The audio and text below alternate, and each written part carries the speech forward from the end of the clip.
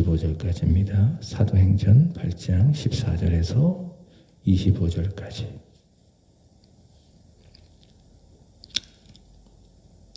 예루살렘에 있는 사도들이 사마리아도 하나님의 말씀을 받았다 함을 듣고 베드로와 요한을 보내매 그들이 내려가서 그들을 위하여 성령 받기를 기도하리.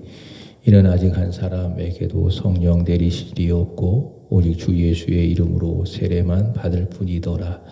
이에 두 사도가 그들에게 안수함에 성령을 받는지라. 시몬이 사도들의 안수로 성령 받는 것을 보고 돈을 들여 이르되 이 권능을 내게도 주어 누구든지 내가 안수하는 사람은 성령을 받게 하여 주소서 하니, 베드로가 이르되 내가 하나님의 선물을 돈 주고 살 줄로 생각하였으니 내 은과 내가 함께 망할지어다. 하나님 앞에서 내 마음이 바르지 못하고 이 도에 내가 관계도 없고 분깃될 것도 없느니라. 그러므로 너의 이 약함을 회개하고 주께 기도하라. 혹 마음에 품은 것을 사하여 주시리라. 내가 보니 너는 악독이 가득하며 불의에 매인 바 되었도다. 시몬이 대답하여 이르되 나를 위하여 주께 기도하여 말한 것이 하나도 내게 임하지 않게 하소서 하니라.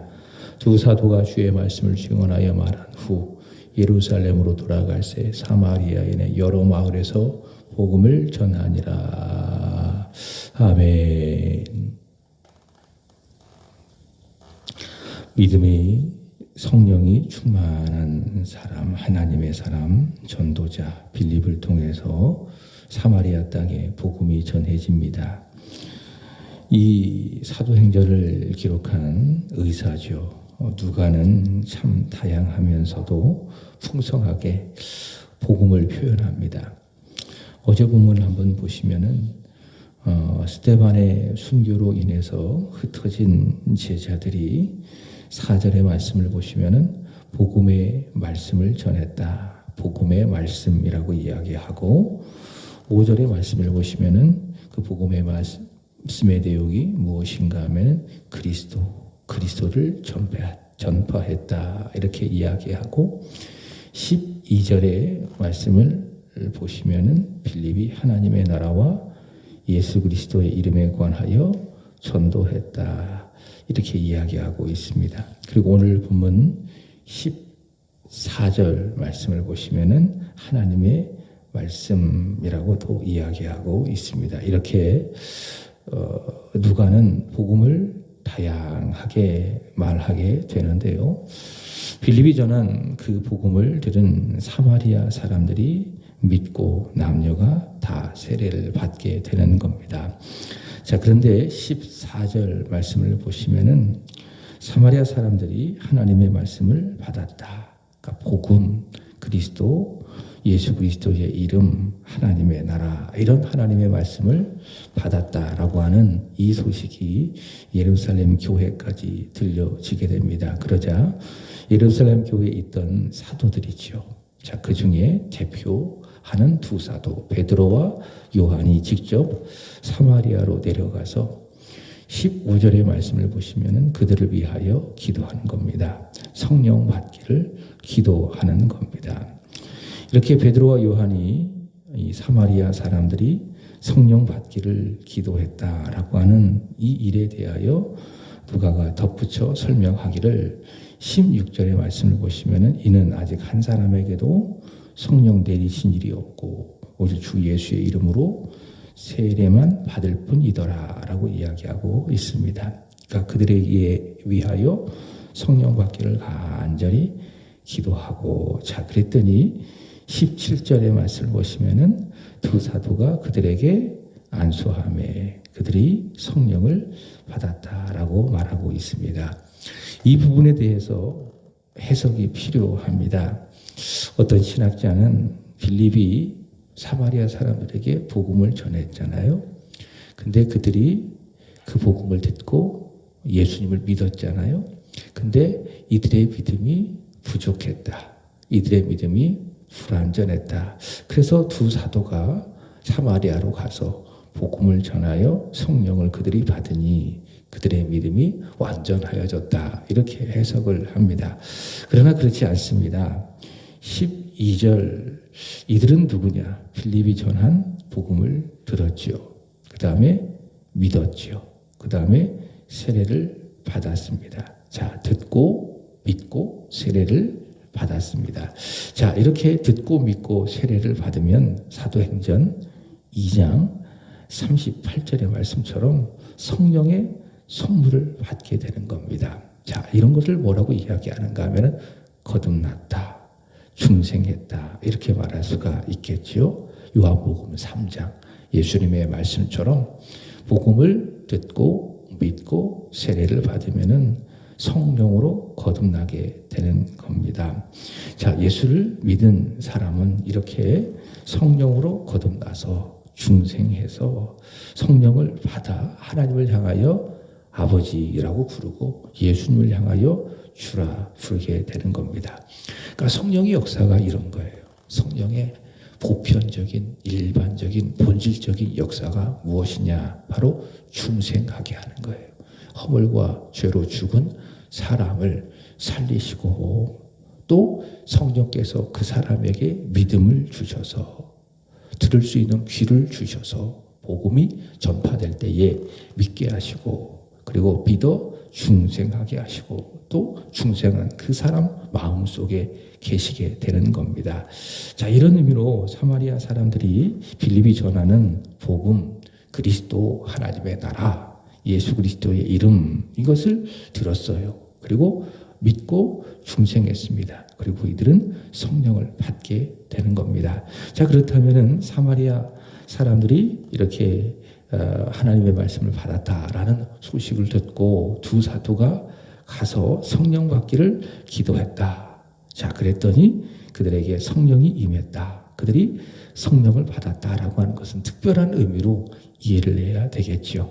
자, 이는 하나님께서 이 사마리아 전도, 사마리아 선교의 특별한 일을 위해서, 확장을 위해서, 그리고 이 사마리아 사람들과 유대인들 사이에는 벽이 있지 않습니까? 서로 앙숙입니다. 특별히 유대인들은 이 사마리아 사람들을 개 취급을 합니다. 자, 앙숙이 있습니다. 불화가 있습니다. 그래서 하나님께서는 유대인과 이 사마리아 사람 사이에 불화를 거두시고 화평을 만들어 가시기 위해서 사도들이 이렇게 안수해서 이들에게 기도할 때에 성령의 특별한 은혜를 주셨다. 이 시대에 이 사람들에게만 성령의 특별한 은혜를 주셨다라고 하는 사실인 겁니다. 여러분, 이 말씀을 통해서 우리 다시 한번 생각해 보는 거예요. 우리가 예수를 믿고 구원을 받고 주 예수의 이름으로 세례를 받았다면 우리의 마음속에 누가 계십니까? 성령께서 내주하고 계십니다. 그래서 우리의 몸은 성령이 거하시는 성전이 되는 겁니다. 이제 우리에게 필요한 것이 무엇이냐? 우리가 예수 믿고 구원받는 것을 성령 세례 받았다, 이렇게 말하는 거예요. 우리 순복음 오순절 계통에서의 성령 세례는 어떤 은사체험, 방언하는 이런 것으로 이해를 할 수가 있는데, 우리 장로교 계통의 성령 세례는 무엇인가 하면 거듭나는 것을 의미하는 겁니다. 그러니까 예수를 믿고 거듭난 사람이 내 안에 성령께서 계시는 그것을 성령 세례라고 이야기합니다. 그렇습니다. 성령 세례 우리가 다 받은 겁니다. 이제 우리에게 필요한 것이 무엇입니까? 성령 충만이죠. 그렇죠? 에베소서 5장의 말씀처럼 술 취하지 말라. 이는 방탕한 것이니 성령의 충만함을 받으라. 우리에게 필요한 것이 무엇이라고요? 성령 충만. 그럼 어떻게 성령 충만을 받느냐? 두 가지예요. 하나님의 말씀. 성령은 말씀과 함께 역사하는 영이기 때문에 하나님의 말씀을 내 안에 충만하게 담아내면 성령 충만하고, 또 오늘 사도들을 통해서 본다면 기도 간절히 성령 받기를 하나님 앞에 기도하면 하나님께서 우리에게 성령의 충만함을 주신다. 여러분, 말씀을 통해서 또 기도를 통해서 성령 충만하시기를 우리 주 예수 그리스도의 이름으로 축복합니다. 자, 그것이 무엇이냐? 내가 예수님 안에, 예수님이 내 안에 거하는 거예요. 예수님은 참 포도나무, 나에는 그에게 붙어있는 가지로서 내가 예수님 안에, 예수님이 내 안에 거하게 하시는 것, 성령 충만한 것, 그러면 성령의 열매를 맺게 되는 거죠. 그러면 아버지께서 영광을 받으시고 우리는 그리스도의 제자가 되는 겁니다. 자, 이렇게 베드로와 요한이 사마리아 사람들이 성령 받기를 위해서 간절히 기도하고 안수할 때에 성령이 임했는데요. 자, 이 일이 눈에 보일 정도로 어떤 특별한 표적으로 임한 겁니다. 자, 그게 18절 말씀을 보시면은 어제 본문에 나온 사람이죠. 누굽니까? 마술사 시몬도 보고 확인할 수 있는 겁니다. 그러니까 특별한 일이라는 거예요. 그러니까 사도들이 사마리아 사람들에게 성령 받기를 간절히 기도했더니 성령이 임재한 거예요. 그들이 성령을 받은 거예요. 그랬더니 눈에 보일 수 있는 또렷한 표적이 일어난 겁니다. 이것을 마술사 시몬이 보게 된 것이죠. 자, 그러자 18절, 19절 시몬이 하는 말, 시몬이 사도들의 안수로 성령을 받는 것을 보고 봤다. 그리고 어떻게 했습니까? 돈을 주어서 19절 이르되 이 권능을 내게도 주소서. 그래서 누구든지 내가 안수하는 사람은 성령을 받게 하여 주옵소서 하고 사도들에게 이야기하는 겁니다. 돈을 줘서 나도 당신들과 똑같이 누군가에게 안수하면 이런 성령의 표적이 나타날 수 있도록 해주세요. 이렇게 시몬이 하게 되는 겁니다. 시몬이라고 하는 사람은요, 누구냐? 마술사입니다. 그러니까 어제 말씀을 드렸던 것처럼 애굽에 가서 마술을 배운 사람들. 그래서 마술을 하니까는 사람들이 신기하잖아요. 그리고 그 마술을 통해서 사람들로 하여금 자기를 따르게 하고, 그래서 사람들이 그를 보고 뭐라고 이야기했습니까? 크다.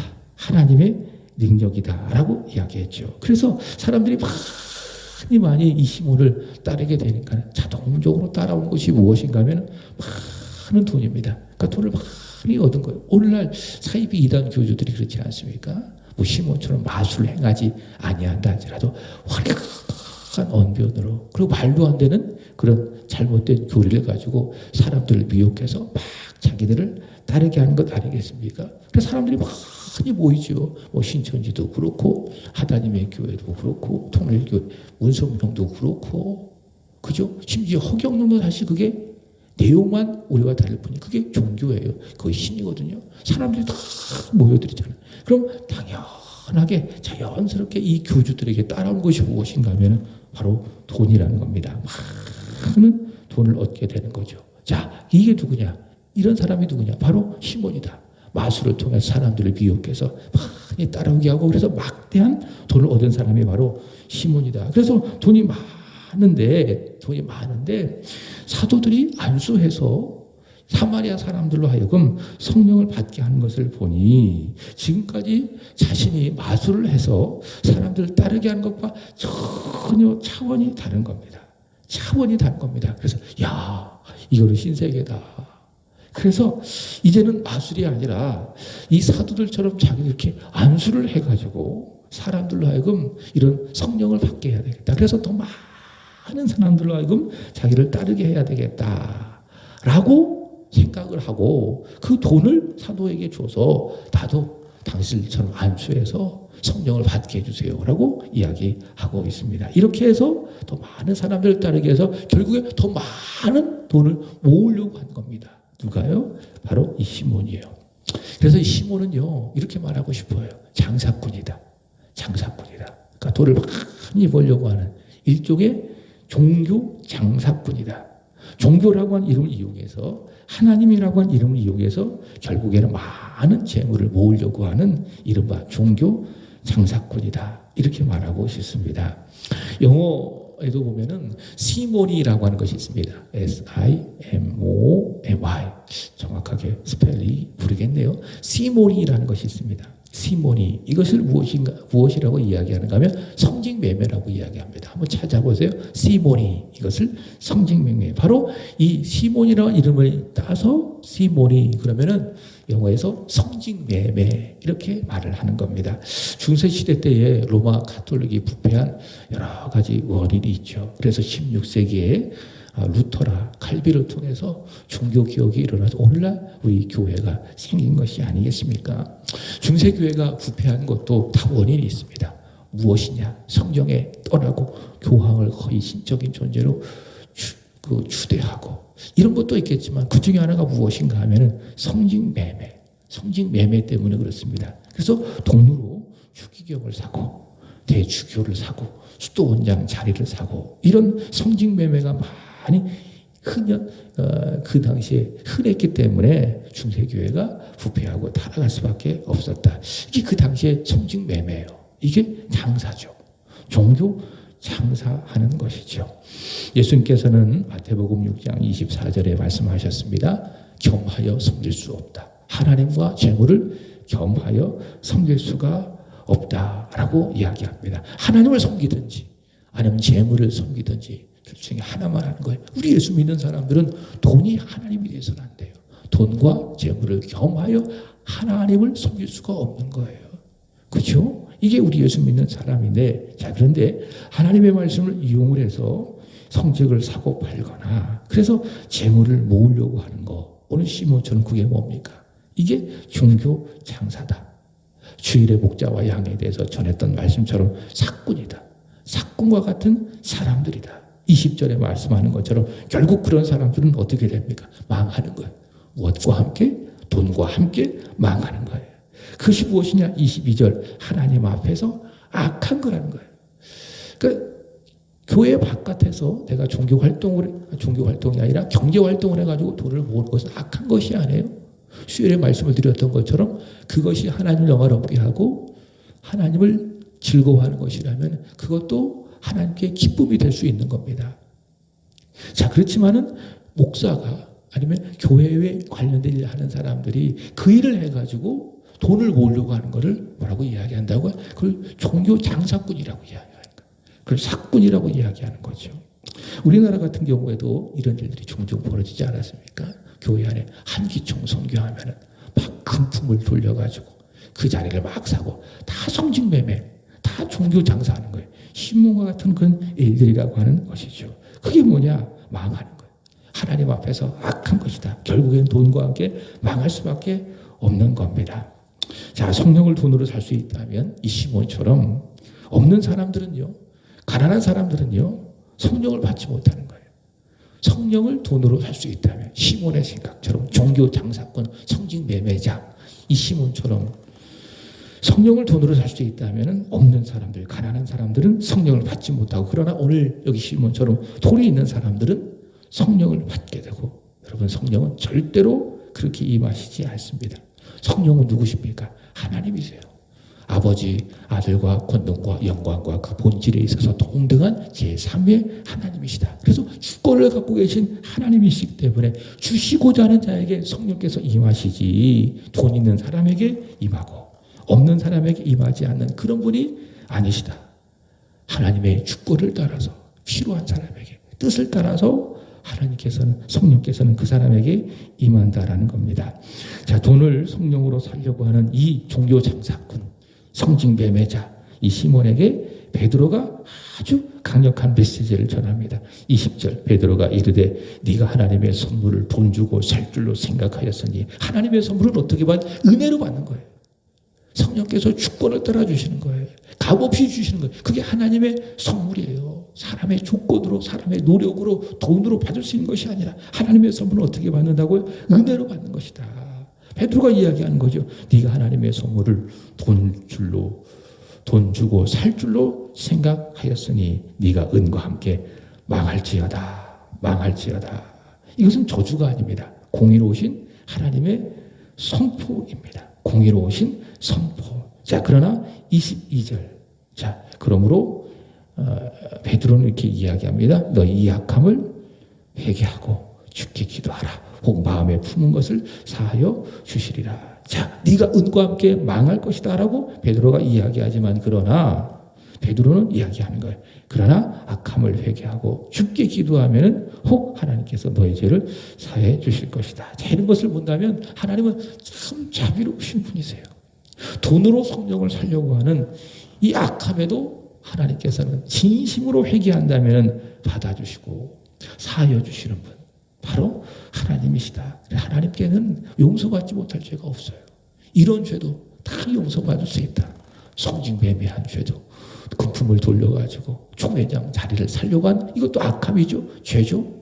그죠? 또 교회 안에서도 이런 돈을 통해서 무엇인가 자기 자리를 확보하려고 하고 교회를 어지럽히는 모든 일들, 교회를 혼란스럽게 하는 모든 일들, 이 악함 아니겠습니까? 그러나 하나님 앞에 진심으로 돌이키고 회개하고 기도하면은 주께서 그 마음에 품은 것을 사하여 주신다. 요한에서 1장 9절의 말씀처럼 우리가 우리의 죄를 자백하면 주는 미쁘시고 의로우사 우리를 모든 불의에서 깨끗하게 하여 주신다. 하나님의 자비를 말하고 있는 거죠. 이 하나님의 자비가 있기 때문에 베드로가 이야기하는 거죠. 네 악함을 회개해라. 주께 기도하라. 그럼 주께서 너의 품은 마음의 죄악을 사하여 주실 것이다. 자, 그렇지만 본문에 보시면은 시몬은 진정한 회개가 없죠. 자, 그죠? 24절의 말씀을 보시기 바랍니다. 시몬이 대답하여 이르되 나를 위하여 주께 기도하여 말한 것이 하나도 내게 임하지 않게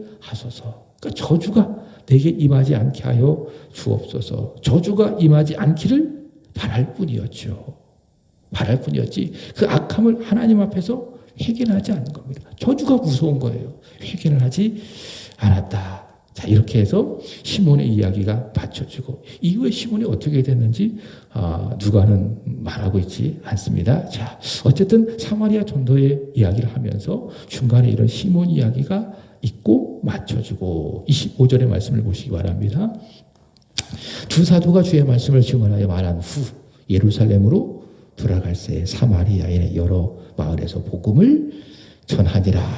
자, 빌립이 사마리아에 전한 복음의 역사에 두 사도가 가서 힘을 보태는 겁니다. 그래서 사람들로 하여금 안수하여 기도해서 그들로 하여금 성령 받기를 기도해서 그래서 더욱 힘써서 사마리아 선교, 사마리아 전도가 이루어지는 겁니다. 그러니까 빌립을 통해서 시작되어진 사마리아 전도가 이 두 사도를 통해서 거의 진행되고 완벽하게 마무리되어졌다라고 하는 겁니다. 자, 이로써 예수님께서 사도들에게 제자들에게 하신 말씀이 있죠. 사도행전 1장 8절 오직 성령이 너희에게 임하시면 사도행전의 주제죠. 너희가 권능을 받고 온 유대와 예루살렘과 그 다음에 사마리아 그 다음에 땅끝까지 이르러 내 증인이 되리라. 자, 복음이 어디까지 이제 전파됐어요? 유대까지 전파됐죠. 그 다음에 예루살렘.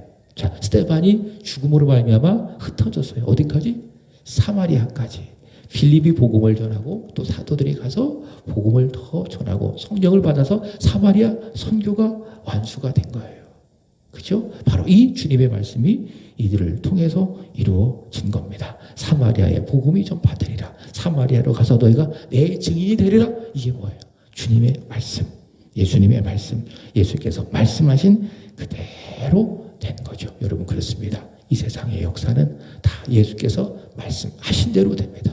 그분은 창조주이시고 섭리주이시기 때문에 하신 말씀대로 세상의 모든 일들이 된다. 우리 인생도 마찬가지입니다.